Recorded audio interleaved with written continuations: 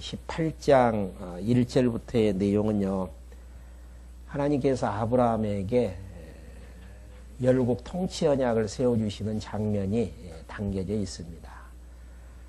하나님께서 아브라함에게 세 가지 약속을 해주시는데요, 세 가지의 약속 가운데 보면은 하나님의 이제 살아계신 능력과 또 하나님이 어떠한 분이신가를 약속에 담고 있습니다. 다시 한번 지금까지 했던 내용들 간략하니 정리해 드리면은요, 지금 우리가 이제 말씀을 배우고 있는 내용이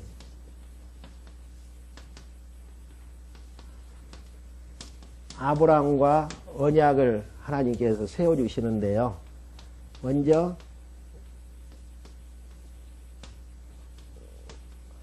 가나안 땅을 주시겠다라고 약속해 주시고, 두 번째는 자손을 번성케 하시겠다라는 약속하고요, 세 번째는 열국을 통치케 해주시겠다라는, 열국은 많은 백성들을 통치하게 해주시겠다라는 이 약속인데요, 보통 이제 언약하면은 우리가 이제 생각하고 있는 계약하고는 상당한 차이점이 있습니다. 계약이라는 것은 너와 나 사이에 서로 이제 여러 가지 조건들을 제시를 하고 조건에 합당했을 때 계약이 체결이 되어지고, 또 어느 한쪽이 그 계약을 파기하게 되어졌을 때에 그 계약은 이제 무효가 되어지죠. 근데 하나님께서 3대 언약을 해주시는데요, 이 3대 언약 자체는 하나님의 일방적인 약속입니다. 이렇게 하면은 해주고 이렇게 안 하면 안 해주시겠다라는 내용이 아니고, 하나님께서 일방적으로 약속하시고 약속대로 해주시겠다라는 내용인데요, 이 언약 안에는 하나님의 능력이 들어있고요, 또 하나님에 대한 자기소개가 이제 담겨져 있습니다.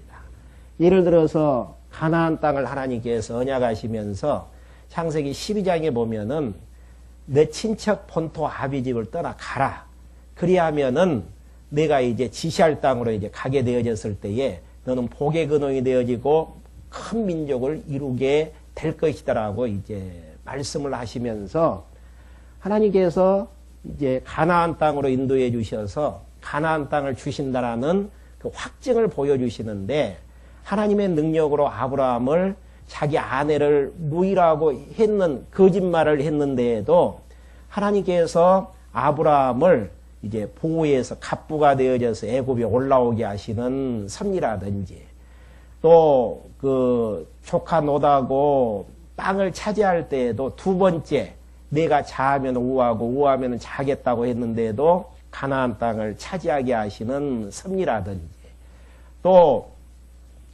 조카 롯이 잡혀가는 가운데에서도 가나안 땅을 하나님께서 보호해 주시기 위해서 다시 찾아오게 하시는, 전쟁에서 승리하게 하시는 이런 섭리의 내용들을 통해서 하나님께서 약속하신 가나안 땅 아브라함을 보호하심으로 반드시 이제 허락해 주신다라는 사실들을 이제 말씀하시는 장면이라든지요. 그 다음에 하늘의 별처럼 많은 자녀를 주시겠다라고 언약하신 장면에 보면은 하나님 자신을 소개를 해 주셔요. 자손문창을 약속하시기 전에 나는 너의 방패가 되어지고 큰 상급이 되어주겠다. 그러니까 아브라함 너는 두려워하지 말라라는 거. 호를 다니신 지금 이방 자기 고향에서 봤을 때에는 낯설은 가나안 땅이잖아요. 거기에서 많은 대적들이 아브라함을 죽이려고 하고 가나안 땅을 뺏으려고 하는 그런 상황 가운데에서도 나는 너의 방패가 되어 주시겠다. 그러니까 보호해 주시겠다라는 약속이잖아요. 그리고 또 큰 상급이 되어 주시겠다. 큰 언약을 세우셔서 언약대로 역사를 섭리해 주시겠다. 이렇게 하나님 자신을 소개하시는 내용이 언약을 세우는 과정 속에서 나오게 되어집니다. 그리고 지난 시간에 열국 통치 언약을 하나님께서 허락해 주시면서도 17장 서두에 보면은 나는 전능한 하나님이라. 그러니까 99세 때에 아브라함에게 하나님께서 나타나셔서 말씀하시는 내용이 나는 전능한 하나님이라. 전능한 하나님이라는 말씀은 하나님께서 가나안 땅을 언약해 주시고 자손 번창을 언약해 주시고 열국을 통치하실 것을 언약해 주실 텐데 이러한 모든 언약 하나님의 능력으로 모두가 다 성취되어지신다라는 사실을 담고 있는 말씀입니다. 그러니까 하나님 자신을 드러내 보여주신다라는 사실은 언약을 세운 아브라함에게는 굉장히 이제 믿음이 그 하나님께 대한 신뢰가 이제 되어질 수밖에 없는 부분들이죠. 그래서 아브라함에게 했던 3대 언약 이 내용이 보통 일반적으로 우리가 계약서를 꾸미면서 인간 대 인간 사이의 상호 간의 계약하고는 상당한 차이점이 있고 성격적으로도 차이가 있다라는 사실입니다. 어떻게 이제 차이가 있는가? 하나님이 세우신 언약, 하나님의 전능하신 능력으로 반드시 이루어 주신다라는 이러한 사실들이죠. 그래서 이제 지난 시간에 통치 언약을 많은 백성들을 다스릴 것에 대한 통치 언약을 하나님께서 세워주시는 과정 속에서도 지금 아브라함에게는 자녀가 없습니다. 근데 하나님께서 이스마엘을 낳을 때가 그 지난번에도 말씀해 드렸지만 86세거든요. 그러면은 그때도 너 씨를 통해서 사라와 관계의 씨를 통해서 자손을 번창케 해주시겠다라고 약속을 해주셨는데 아브라함 입장에서는 99세가 되어지고 사라 입장에서는 90세란 말입니다.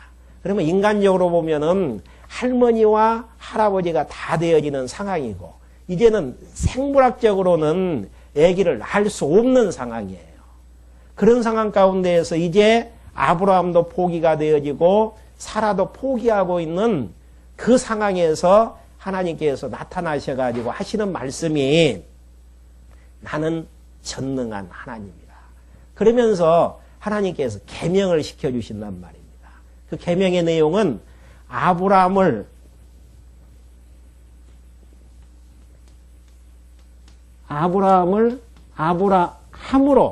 바꾸어 주죠. 이 말씀 그 용어의 의미는 많은 백성들이 아비가 되겠다라는 아비가 되게 해주시겠다라는 그런 의미를 담고 있고요.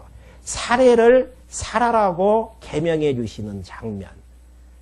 그 내용은 무슨 내용이냐면은 많은 백성들의 어미가 되게 해주시겠다라는 그 의미를 담고 있는 부분이죠. 그러니까 이름까지 계명시켜 주시면서 나는 전능한 하나님이다. 그러니까 너에게 약속하셨던 이 3대 언약 반드시 지켜줄 것이고 많은 자손들이 번창하는 가운데에서 거기에서 왕들이 나오게 될 것이고 그 왕들에 의해서 나라가 세워주면서 통치케 해주시겠다라는 그런 이제 약속들을 하나님께서 이제 해주시니까 아브라함 입장에서는 그게 안 믿어지는 거예요. 그러니까 웃어버리잖아요. 그러니까 하나님께서 웃는 가운데에서도 아브라함에게 이제 너 믿음이 없으니까 내가 약속 안 지켜주시겠다라는 내용이 아니고 장차 1년 후에 이제 낳을 아들의 이름까지 지어줍니다. 그 이름이 이제 어떤 이름이냐면은 이삭이라는 이름, 웃음이라는 의미를 담고 있죠.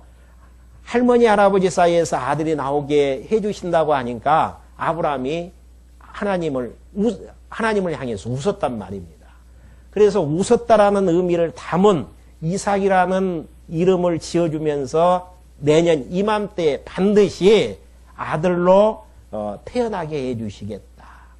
그러면서 이제 하나님께서 할례를 명하게 하시는 장면이 지난 시간에 말씀해 드렸던 내용입니다. 그러니까 이제 이러한 이제 하나님께서 허락해 주시는 언약의 내용들을 보면은 인간의 계약과는 차별성이 있고요. 이 언약 안에 하나님의 능력으로 언약대로 이루어 주실 것을 계속 의미적으로 말씀해 주시는 내용들이 이제 내포되어져 있는 부분입니다. 그러니까 이 하나님께서 우리에게 아브라함에게 세워주시는 언약은 아브라함이 믿든지 말든지 관계없이 하나님이 정하신 뜻 정하시고 언약하시고 언약대로 역사를 섭리해 가신다라는 사실들을 이제 이 언약이 에스더서 내용까지 해서 하나도 빠짐없이 정확하니 이제 이루어지는 것들을 이제 확인할 수가 있습니다.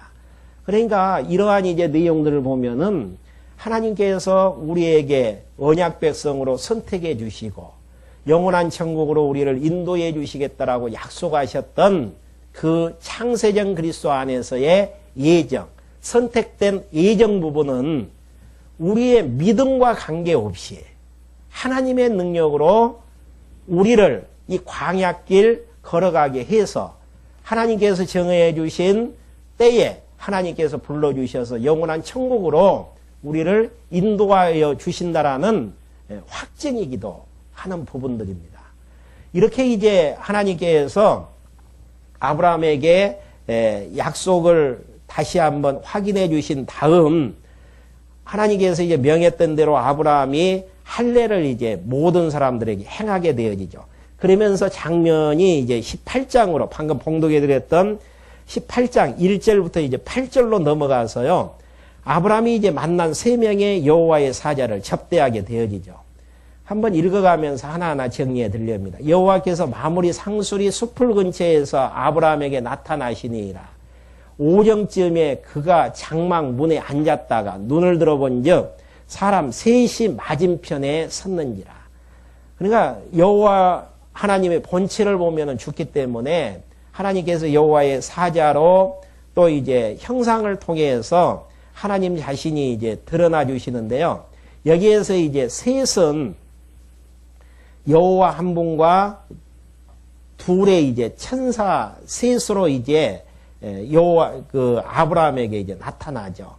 그러니까 이제 아브라함이 그가 이제 그들을 보자 곧 장막문에 달려가 영접하며 몸을 땅에 굽혀 가로되 내 주여 내가 주께 은혜를 입었사오면 온컨대 종을 떠나가지 마옵시고 여기서 은혜를 입었다라는 내용은 앞부분에서 이름까지 계명을 시켜주면서 열국의 아비 많은 백성들의 아비가 되게 해주시겠다라고 약속하신 바가 있거든요.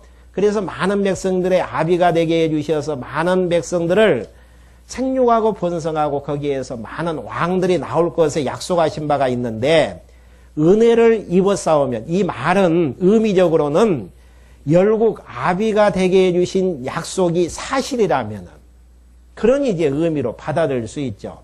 물을 조금 가져오게 하사 당신들의 발을 씻으시고 나무 아래에서 씻어서 내가 떡을 조금 가져오리니 당신들의 마음을 쾌활케 하신 후에 지나가소서. 당신들이 종에게 오셨음이니라. 그들이 가로되 내 말대로 그리하라. 아브라함이 급히 장막에 들어가 사라에게 이르러 이르되 속히 고운가루 세 스아를 가져다가 반죽하여 떡을 만들라 하고 아브라함이 또 짐승 떼에 달려가서 기름지고 좋은 송아지를 지하여 하인에게 주니 그가 급히 요리한지라. 아브라함이 버터와 우유와 하인이 요리한 송아지를 가져다가 그들의 앞에 진설하고 나무 아래 모셔 섬에 그들이 먹으니라. 그러니까 내가 대접하는 거 반드시 이제 하나님께서 약속하신 게 사실이라면은 잡수시고 가셔야 됩니다. 근데 이제 여호와하고 두 천사가 아브라함이 이제 준비했던 이제 음식을 이제 잡수시게 되어지는 이러한 내용들을 보면은 결국은 이제 하나님께서 아브라함에게 열국의 아비가 되게 해주시겠다라는 약속을 반드시 이루어 주시겠다라는 그런 이제 의미를 포함하고 있는 내용입니다. 그러면서 9절부터 15절까지 여호와께서 사라에게 아들이 있을 것을 다시 언약하시는 장면입니다. 그들이 아브라함에게 이르되 내 아내 사라가 어디 있느냐 대답하되 장막에 있나이다. 그가 가라사대 기한이 이를 때에 여기서는 이제 기한이 이를 때인데 다르게 번역하면 내년 이맘때에 그러니까 하나님께서는 분명히 시기를 정해줘요. 1년 후 이맘때에 아들이 이제 있겠다라는 이야기죠. 내가 정령 내게도 돌아오니 내 안에 사라가 아들이 있으리라 하시니 사라가 그 뒤에 장막문에서 들었더라. 아브라함과 사라가 나이 많아 늙었고 사라의 경수는 끊어졌느니라. 바른 성경에 보면은 경수를 이제 생리로 이제 번역하고 있습니다. 그러니까 생물학적으로 봤을 때에는 여자로서 아이를 잉태할 수 없는 생리가 끊어진 상태. 그런 상황에서 아들이 있겠다라고 다시 지금 약속을 해 주신단 말입니다. 그러니까 사라가 12절에서 속으로 웃고 이르되 내가 노쇠하였고 내 주인도 늙었으니 내게 어찌 낙이 있으리요. 여호와께서 아브라함에게 이르시되 사라가 왜 웃으며 이르기를 내가 늙었거늘 어떻게 아들을 낳으리요 하느냐. 그러니까 여기 보면은 앞에 17장에서는 99세 때에 아들이 이제 난다라고 아브라함에게 여호와 사자가 이제 말씀하시니까 아브라함이 웃었거든요. 웃으니까 웃었다라는 그 의미를 담아서 낳은 아들에게 이삭이라고 이름을 지어주는 내용이 이제 나왔거든요. 근데 아브라함의 아내 사라가 다시 이제 그 말씀을 듣게 되어지고 듣는 순간 웃게 되어지는. 그러니까 이제 이러한 그 불신앙의 태도는요, 하나님이 어떠한 분이신가를 알지 못하는 데서 그런 결론으로 이제 가게 되어지죠. 그러니까 보통 이제 지난번에도 말씀해 드린 것처럼 언약하면은 하나님께서 이렇게 하라 명령하셨기 때문에 남녀가 결합해서 자녀가 나오는 것처럼 그렇게 생각하는 경우들이 많단 말입니다. 그런데 성경에서의 언약이라는 개념은 소두에서도 말씀해 드렸지만은 하나님의 능력을 담고 있는 하나님의 언약입니다. 그러니까 17장 서두에서도 99세 때 나타나서 여호와가 단마디로 말씀하시는 자기를 오픈하는 내용이 무슨 내용이냐면은 나는 전능한 하나님이시라는 거. 하나님이 능력이 있으시기 때문에 아무리 사라 입장에서는 여자 구실을 하지 못하는 아이를 못 낳는 그런 입장이라고 할지라도 하나님의 능력으로 얼마든지 가능하다라는 내용이죠. 그러니까 우리가 좌절하고 실망하는 이유 중에 한 가지가 내 기준에서 모든 사건들을 판단한단 말입니다. 내가 세워놨던 것 다 무너져 버렸고 내가 쌓아놨던 것 다 흩어져 버렸고 내가 모아놨던 것 다 흩어졌기 때문에 이제는 안 된다라는 사실. 그런데 하나님께서 세우시면 어느 누구도 무너뜨릴 자 없어요. 하나님께서 모으시면 어느 누구도 흩어질 자 없단 말입니다. 아무리 아브라함이 99세가 되어졌고 사라가 90세가 되어졌다고 할지라도 하나님께서 이삭을 잉태해서 낳게 하시면은 막을 자 없다라는 이야기입니다. 그러니까 중요한 것은 하나님의 뜻이 어디 있는가가 중요한 부분들이죠. 하나님께서 허락하신 뜻이면 반드시 되어질 것이고 아무리 인간적으로 봐도 엄청난 힘이 있다고 할지라도 하나님께서 허락지 아니하시는 사건에 대해서는 무너질 수밖에 없다라는 사실입니다. 그렇기 때문에 하나님께서 곱게 하신 거 펼 수 없고 하나님께서 구부린 것 펼 수 없다라는 성경 말씀이 있잖아요.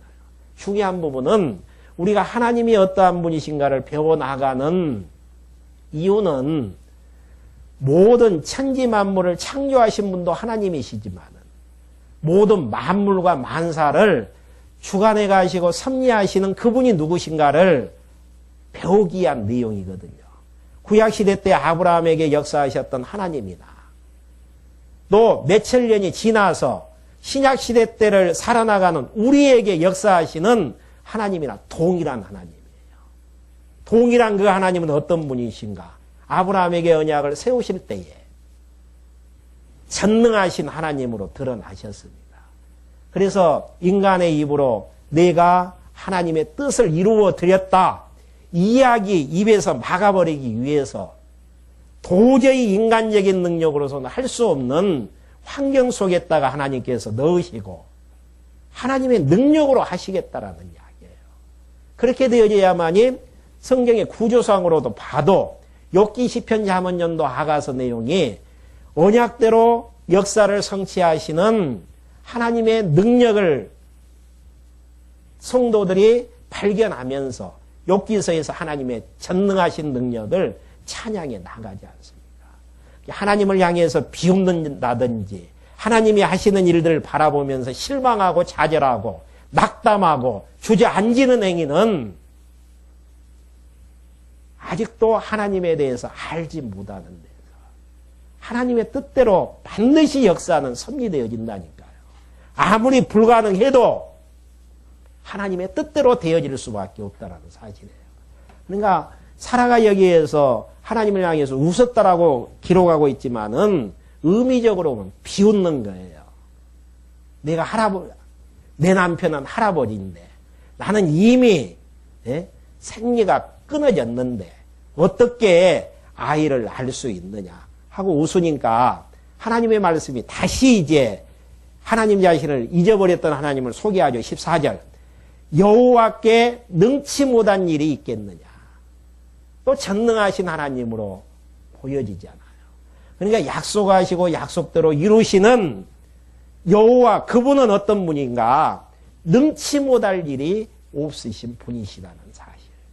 하나님의 언약대로 역사가 섭리되어지려면은 하나님의 능력이 없으시는 불가능한 부분들이죠.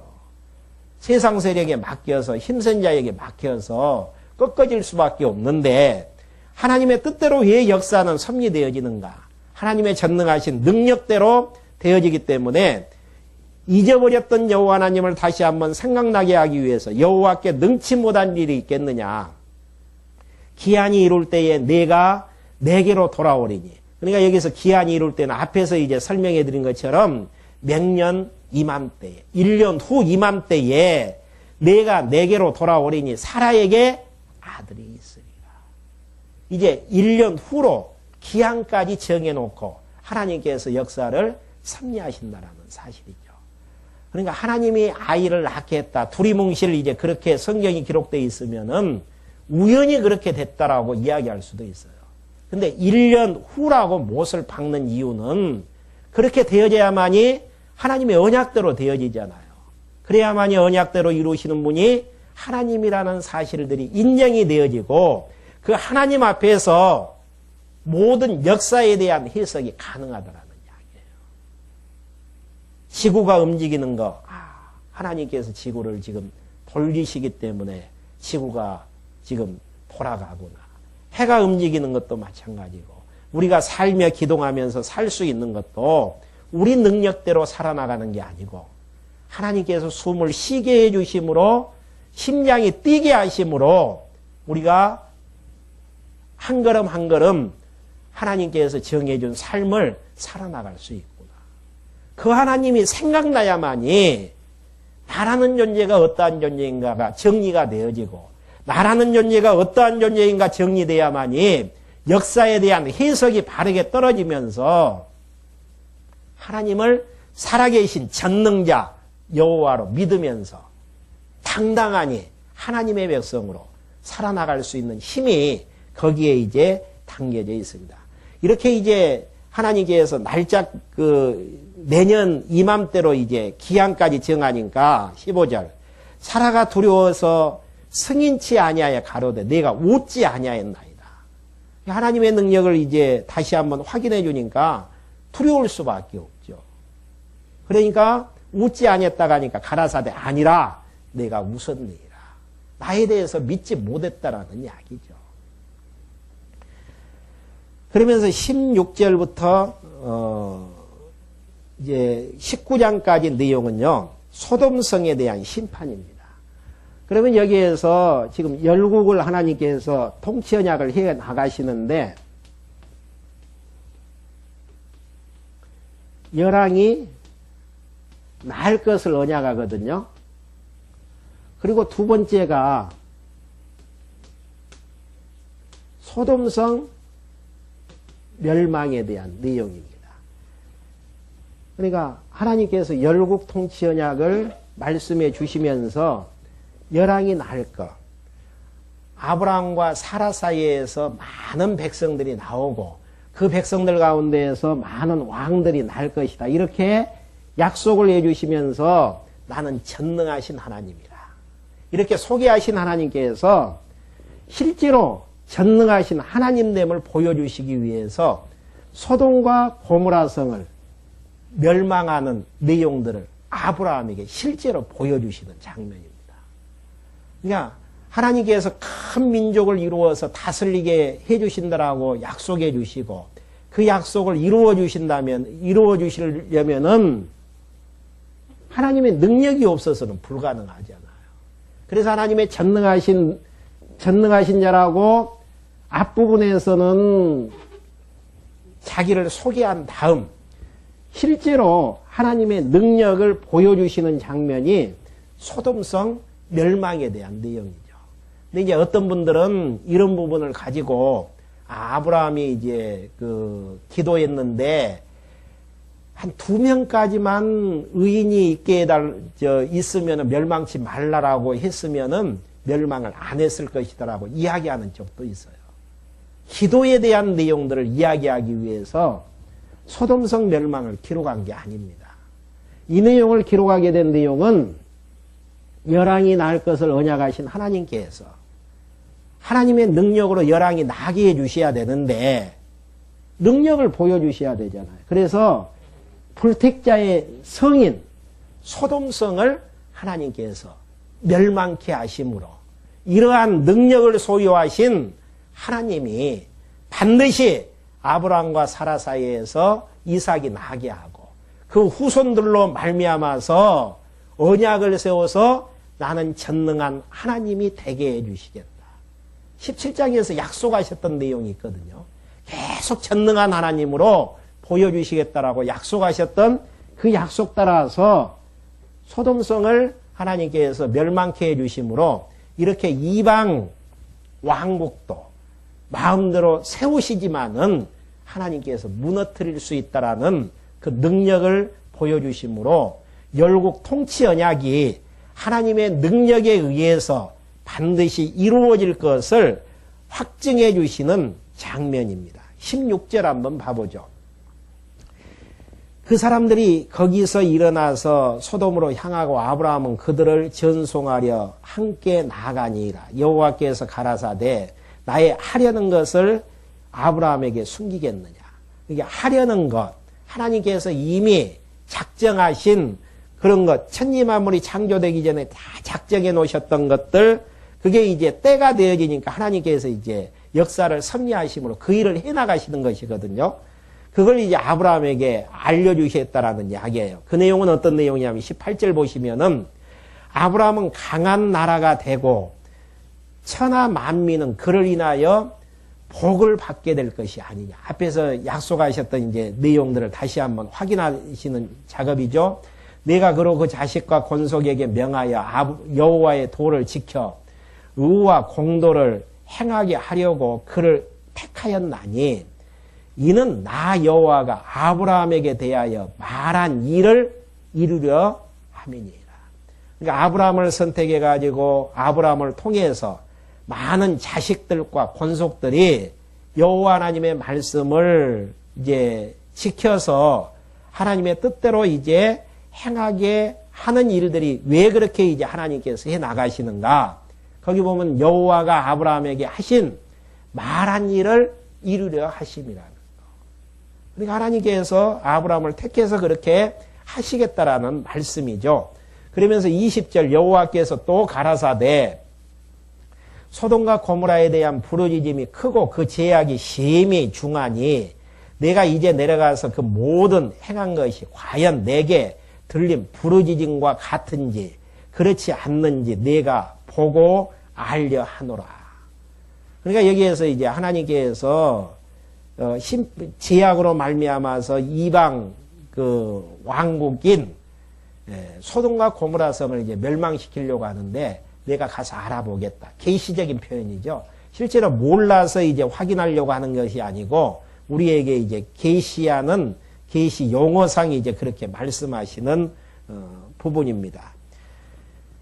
그러면서 22절부터 33절까지 아브라함이 소돔에 대해서 용서를 여호와께 이제 구하게 되어지고, 그러지 거기서 떠나 소돔으로 향하여 가고, 아브라함은 여호와 앞에 그대로 섰더니 가까이 나아가 가로되 주께서 의인을 악인과 함께 멸하려 하시나이까. 여기에서 말하는 의인, 하나님께서 선택한 하나님의 백성, 은혜로 하나님께서 선택한 백성이 의인이고, 악인은 하나님께서 버리기로 약속하신 이방 족속들, 불택자들. 이러한 이제 부분들을 도덕적이고 윤리적인 관점에서 정리를 해서는 안 됩니다. 왜 그러냐면은 아브라함도 하나님 앞에 선택한 백성으로서 믿음의 조상이 되어지는데요. 그의 행위로 본다면은 선택받아야 될 조건들이 아무도 없어요. 하나님이 부르실 때만 해도 자기 아버지 데라는 우상을 만들어서 팔아넘기는 장사꾼이었어요. 그렇다 치면은 아들인 아브라함 입장에서야 우상도 배달하고 그랬을 거 아닙니까? 우상 만드는 집에서 이제 살아야만 했었고, 그 문화에 이제 젖어가고 살 수밖에 없는 아브라함을 조건 없이 하나님께서 선택해 주신 거란 말입니다. 또 선택해서도 마찬가지예요. 자기 아내를 루이라고 속였던 아브라함이었잖아요. 도덕적이고 윤리적인 관점에서 보면은 문제가 있는 자죠. 근데 아브라함이 의인이 될 수 있는, 믿음의 조상이 될 수 있는 이유 중에 한 가지는 하나님께서 불러서, 조건 없이 불러서 선택해 주셨다라는 사실. 이거 한 가지밖에 없어요. 그러니까 여기에서 말하는 의인이라는 것은 하나님께서 조건 없이, 선악의 행위와 관계없이 조건 없이 선택해 준 하나님의 백성. 그 다음에 악인은 하나님께서 버리기로 유기된 자들. 구약에서는 이방 족속들이 이제 되어지겠죠. 그러니까 아브라함이 이제 하나님 앞에 조카 롯을 생각하는 거예요. 그러면서 함께 이제 소돔과 고모라 성을 선택을 했는데 멸망시키면은 안 되겠다. 그래서 의인과 악인을 함께 멸망시키면은 하나님 안 됩니다. 그러면서 24절, 그 성 중에 의인 50이 있을지라도 주께서 그곳을 멸하시려고 그 50 의인을 위하여 용서치 아니하시리까. 주께서 이같이 하사 의인을 악인과 함께 죽이심은 불가하오며 의인과 악인을 균등히 하심도 불가하십니다. 여기에서 의인과 악인에 대한 하나님의 이제 심정을 알면서 지금 이야기를 하잖아요. 똑같이 취급해서는 안 됩니다. 악인들만 멸망시켜야지 의인들까지 멸망시키는 그런 법이 없습니다. 50명만 있어도 용서해 달라라는 이야기죠. 세상을 심판하시는 이가 공의를 행하실 것이 아니니까. 여기에 공의라는 내용은 하나님의 정하신 뜻, 그게 이제 공의예요. 선택해서 하나님의 백성 삼아주시고 복을 내리시기로 약속했던 하나님의 백성들하고 저주하기로 유기된 자들하고 함께 할 수는 없지 않겠나라는 이야기예요. 함께 멸망시켜서는 안 된다라는 이야기죠. 그러니까 26절, 여호와께서 가라사대 내가 만일 소돔 성 중에서 의인 50을 찾으면 그들 위하여 온 지경을 용서하리라. 아브라함이 말씀하여 가로되 티끌과 같은 나라도 감히 주께 구하나이다. 의인 50 중에 5인이 부족할 것이면 그 의인 5인 부족함을 인하여 온 성을 멸하시니까 가라사대 내가 거기서 45인을 찾으면 멸하지 아니하리라. 5명을 지금 낮췄어요. 그 다음에 29절, 아브라함이 또 고하여 가로되 거기서 40인을 찾으시면 어찌하시라니까. 가라사대 40인을 인하여 멸하지 아니하리라. 아브라함이 가로되 내 주여 노하지 마옵소서, 말씀하게 하옵소서. 거기서 30인을 찾으시면 어찌 하시라니까. 가라사대 내가 거기서 30인을 찾으면 멸하지 아니하리라. 아브라함이 또 가로되 내가 감히 내 주께 고하나이다. 거기서 20인을 찾으시면 어찌하시나이까. 가라사대 내가 20인을 인하여 멸하지 아니하리라. 아브라함이 또 가로되 주는 노하지 마옵소서. 내가 이번만 말씀하리이다. 거기서 10인을 찾으면 어찌하시나이까. 가라사대 내가 10인을 인하여 멸하지 아니하리라. 여호와께서 아브라함과 말씀을 마치시고 즉시 가시니 아브라함도 자기 곳으로 돌아갔더라. 그러니까 소돔과 고모라 성은 의인 10명까지는 이제 하나님께서 멸하지 않는다고 했습니다. 10명 없는지 하나님께서 다 아시는 내용이죠. 그러니까 이 말씀에 대한 내용은 아브라함이 자기 조카 롯을 이제 생각하면서 함께 이제 멸하지 않은 마음 속에서 그렇게 이제 하나님 앞에 이제 기도했던 이제 부분들인데, 여기에서 이제 한 가지 확인할 수 있는 부분은 하나님께서 의인도 악인과 함께 멸망시키지는 아니한다라는 것. 만약에 성경에서 가정은 있을 수가 없거든요. 근데 가정을 한다면은 아브라함이 소돔과 고모라 성에 살고 있었다면 하나님께서 멸망시키셨을까? 아브라함 한 사람 때문에 소돔과 고모라 성을 멸망시키지 않았을 거예요. 그걸 어떻게 알 수 있는가?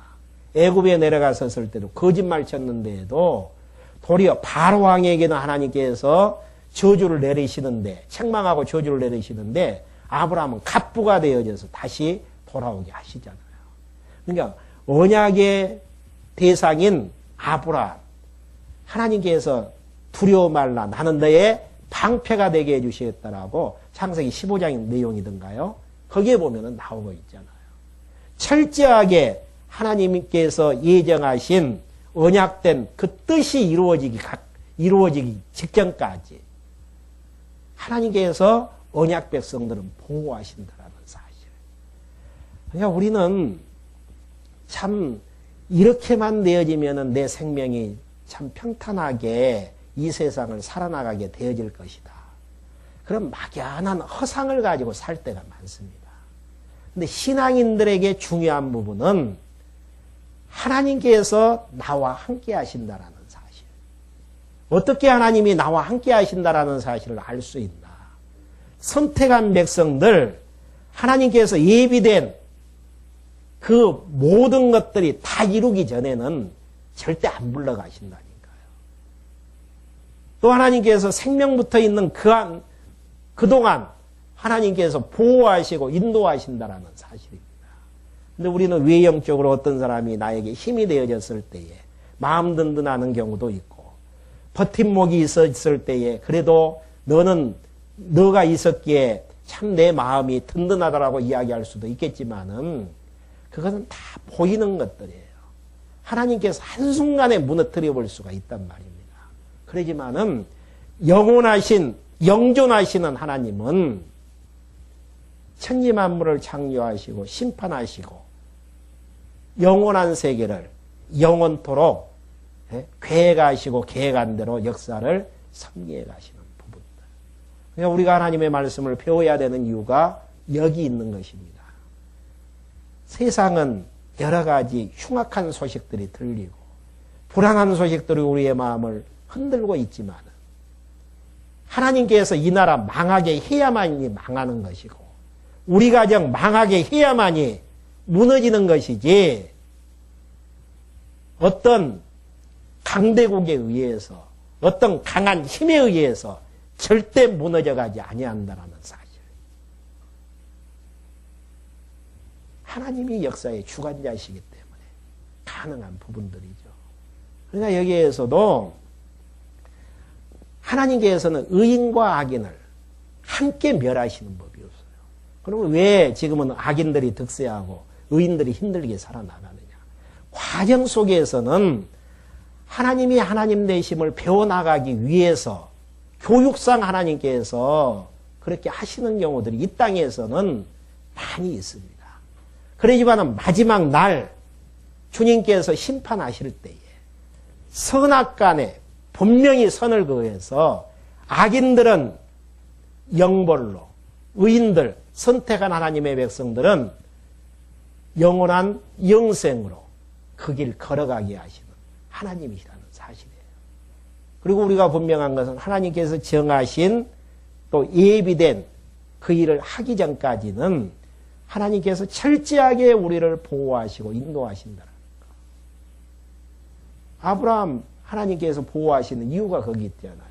이삭 나와서 이삭 출생시켜서 이삭에게 아브라함이 받았던 언약 계승하기 전까지는 아무리 강대국이 아브라함 죽이려고 해도 아브라함 죽어나가지 않습니다. 왜? 하나님이 방패되어 주신다고 약속해 주셨기 때문에. 이거 한 가지 믿어지면은 편안하게 살 수 있어요. 보이는 물질 때문에, 보이는 환경 때문에, 여러 가지 여건 때문에, 나와 함께하는 많은 사람들 때문에 평안한 게 아니고,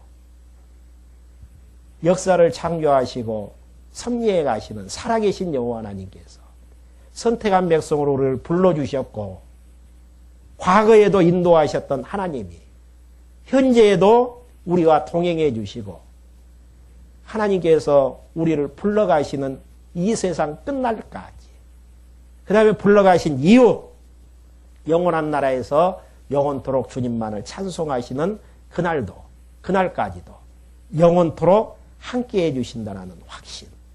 그러니까 우리가 불안하고 걱정하고 힘들어하는 이유 중에 한 가지는 여호와 하나님을 잊어버리는 데에서, 여호와 하나님을 아는 대로 불안한 것은 여호와 하나님이 어떠한 분이신가에 대해서 희미한 데에서, 그러니까 계속 하나님께서 3대 언약을 세워주시는 과정 속에서 나는 너의 방패가 되어주고 상급이 되어주겠다. 두려워 말라.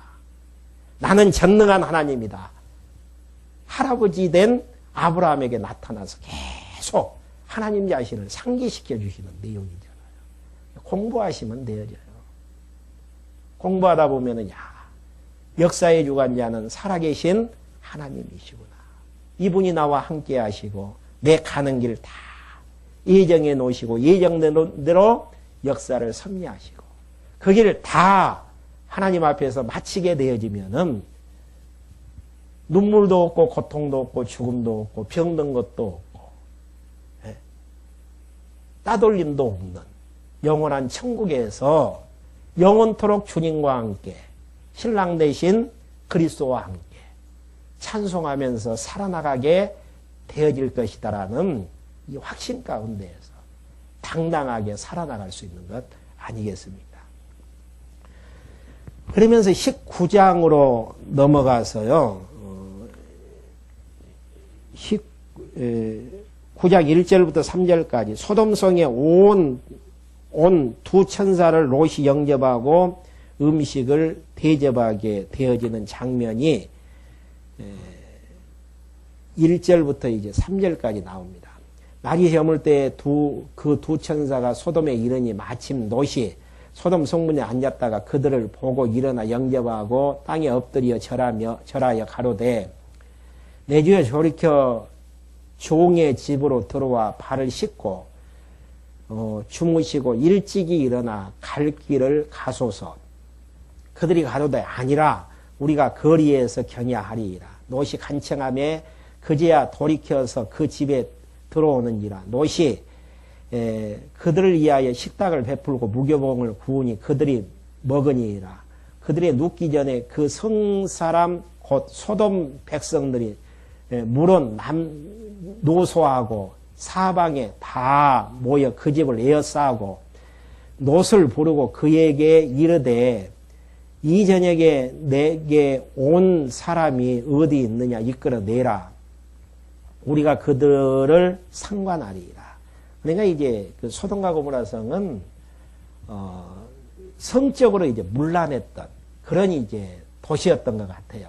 그러니까 온 손님을 이제 이끌어내서 동성연애를 이제 하겠다라는 이야기죠. 롯이 문 밖에 무리에게로 나가서 뒤로 문을 닫고 이르되 청하노니 내 형제들아 이런 악을 행치 말라.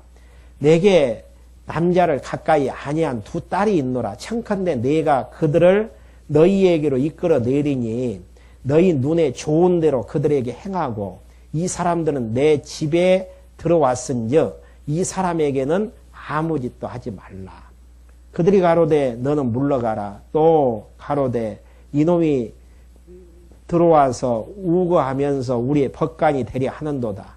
이제 우리가 그들보다 너를 더 헤아리라 하고 롯을 밀치며 가까이 와서 그 문을 깨치려 하는지라. 그 사람들이 손을 내밀어 놋을 집으로 끌어들이고 문을 닫으며 문 밖에 무리로 물온 대소하고 그 눈을 어둡게 하니 그들이 문을 찾느라고 곤비하였더라. 그러니까 여기 보니까 이제 그 여호와 천사들만큼은 손대지 말고 내 딸을 줄 테니까 이제 너희를 마음대로 하라는 이야기. 이런 부분에 대해서 이제 정당성을 부여하는 분들도 있지만은 방법론에서는 문제가 되어지는 내용이죠. 여호와 이런 부분에 대해서는 이제 놋 입장에서는 문제가 있는 이제 부분입니다. 그러면서 12절 그 사람들이 놋에게 이르되 이외에 내게 속한 자가 또 있느냐 내 사이나 자녀나 성 중에 내 속한 자를 다 성 밖으로 이끌어내라. 그들에 대하여 부르짖음이 여호와 앞에 크므로 여호와께서 우리로 이곳을 멸하러 보내셨나니 우리가 멸하리이다. 그러니까 여호와께서 우리로 이곳에 멸하러 보내셨나니 우리가 이제 멸하게 되어진다라는 거. 하나님께서 이방 통치 능력이 있으심을 보이기 위해서 불택자의 성을 하나님께서 멸하신다라는 거. 롯이 나가서 그 딸들과 정혼한 사이들에게 고하여 이르되 여호와께서 이 성을 멸하실 터이니 너희는 일어나 이곳에서 떠나니라 하되 그 사이들이 농담으로 여겼더라. 이 성이 어떻게 멸망당하겠느냐 이렇게 경고하고 참 평화스러운 성이고 우리 마음대로 할 수 있는 성인데 농담으로 이제 여기게 되어진 하나님의 능력을 이제 무시하는 처사죠. 동틀 때의 천사가 놋을 재촉하여 가로되 일어나 여기 있는 내 아내와 두 딸을 이끌라. 이 성의 제약 중에 함께 멸망할까 하노라. 그러나 놋이 지체하며 그 사람들이 놋의 손과 그 아내의 손과 두 딸의 손을 잡아 인도하여 성 밖으로 두니 여호와께서 그에게 인자하심을 더하심이었더라. 그러니까 아브라함을 생각해서 놋만은 이제 놋과 이제 그 자녀들을 하나님께서 구원하시는 이제 섭리. 그게 이제 여호와의 그 인자하심을 더하는 부분이죠. 그러니까 망하는 가운데에서도 망해야 될 자, 망하지 않아야 될 자. 하나님께서 다 정하셔가지고 역사를 섭리하시는 대목들이죠. 17절 그 사람들이 그들을 밖으로 이끌어낸 후에 이르되 도망하여 생명을 보존하되 돌아보거나 들에 머물거나 하지 말고 산으로 도망하여 멸망을 면하라. 롯이 그들에게 이르되 내 주여 그리 마옵소서 종이 주께 은혜를 얻었고 주께서 큰 인자를 내게 베푸사 내 생명을 구원하시오나 내가 도망하여 산까지 갈 수 없나이다. 두렵건대 재앙을 만나 죽을까 하나이다. 보소서 저 성은 도망하기 가깝고 작기도 하오니 나로 그곳에 도망하게 하소서. 이는 작은 성이 아니니까 내 생명이 보존되리이라. 그가 그에게 이르되 내가 이 일에도 내 소원을 들었은즉 너의 말하는 성을 멸하지 아니하리니 그리로 속히 도망하라. 내가 거기 이르기까지는 내가 아무 일도 행할 수 없노라 하였더라. 그러므로 그 성 이름을 소알이라 불렀더라. 소알이라는 그 의미는 한쪽 가로 1번에 보면 작은 성이라는 의미를 담고 있습니다. 그러니까 여기 보면은 하나님께서 소돔과 고모라 성을 멸망시키는 과정 속에서도 거기에서 이제 구원을 해내야 될 롯과 그 가족들에게는 시간을 연장시키면서 멸망을 시키지 아니하시는 이런 부분들이 어떤 의미를 우리에게 보여주시는 내용인가. 앞에서도 말씀해 드린 것처럼 이방 통치의 능력을 하나님께서 보여주시면서도 거기에서 생명을 이제 그 구원해야 될 그런 이제 자들은 철저하게 하나님께서 보호하시는 섭리. 다음 시간에 29절, 23절부터 계속해서 여러분들에게 말씀해 드리겠습니다. 기도하고 말씀 마치겠습니다. 하나님 아버지 감사함을 드립니다. 저희들 이 시간에 불러 모아주셔서 아브라함에게 언약을 세워주시면서 언약 속에 하나님의 능력을 담으시며 하나님 자신을 소개해 주시는 내용의 말씀을 통해서 언약하신 내용, 하나님의 능력으로 이루시는 하나님이심을 다시 한번 확인케 해주심을 감사함을 드립니다. 모든 역사가 하나님의 작정하신 뜻 따라서 역사가 섭리되어지시는데 이 섭리하시는 주체가 살아계신 여호와이심을 저희들 확인하고 있습니다. 날마다 주시는 일용할 양식의 말씀을 통해서 역사의 주관자가 하나님이시며 악인과 의인을 하나님께서 구별하셔서 역사를 섭리해 가신다라는 사실들을 다시 한번 확인케 해주셔서 우리와 함께 하시며 우리를 보호해 나가시는 살아계신 하나님 잊어버리지 않고 그 하나님과 함께 당당하니 이 세상을 헤쳐나가는 저희들로 인도해 주시옵소서. 예수 그리스도의 이름으로 기도했습니다. 아멘.